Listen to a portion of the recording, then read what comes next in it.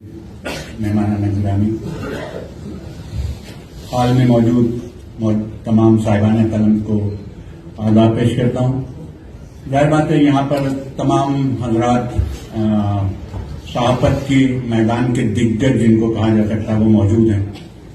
تو میں مخاطب صرف ان بچوں سے ہوں جو یہاں پر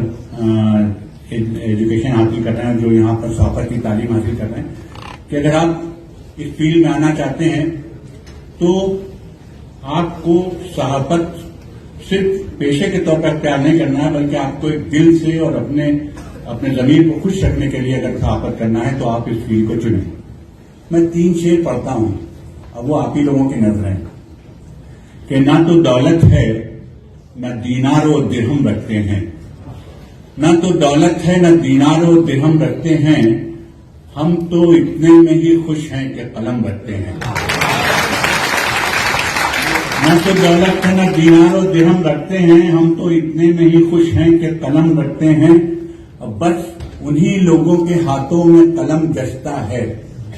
بس انہی لوگوں کے ہاتھوں میں قلم گشتا ہے، اپنے سینے میں جو انسانوں کا غم رکھتے ہیں۔ بس انہی لوگوں کے ہاتھوں میں قلم گشتا ہے، اپنے سینے میں جو انسانوں کا غم رکھتے ہیں، اور لے کے جاتا ہے قلم دار و رسن تک اکثر، لے کے جاتا ہے قلم دار و رسن تک اکثر، وہ قلم پھینک دیں جو حوصلہ کم رکھتے ہیں۔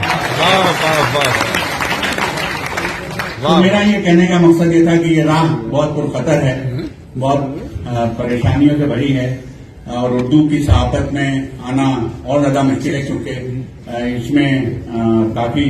دقتیں ہیں، مالی فائدے بھی کم ہیں، لیکن ان سب چیزوں کو قطع نظر رکھ کر آنا چاہیے سامنے، اور آپ کو یہ سوچ کر کہ ہمیں انسانیت کی خدمت کرنا ہے، انسانیت کی خدمت کرنے کا ذریعہ ہے۔ اور اس وقت ویسے اتنی بری صورتحال اردو صحافت کی نہیں ہے جتنا لوگ کہتے ہیں، کیونکہ میں اردو اخبار میں رہا، روزنامہ راج کے سہارا میں رہا، اور اس کے علاوہ میں انقلاب میں بھی رہا۔ مالی حساب سے بھی کوئی اتنا پریشانی کا سودا نہیں ہے اردو صحافت جو ہے، لیکن یہ کہ جو لڑکے آنا چاہتے ہیں ان کے دلوں میں جذبہ خدمت کا ہونا چاہیے، کہ وہ انسانیت کی خدمت کرنا چاہتے ہیں، انسانیت کا جذبہ ان کے دلوں میں ہونا چاہیے، صرف پیسے کمانے کے لیے نہیں آنا چاہیے۔ لیکن اس وقت اور آپ کے لیے اس لیے بھی زیادہ ضروری ہے صحافت کی تعلیم حاصل کرنا کہ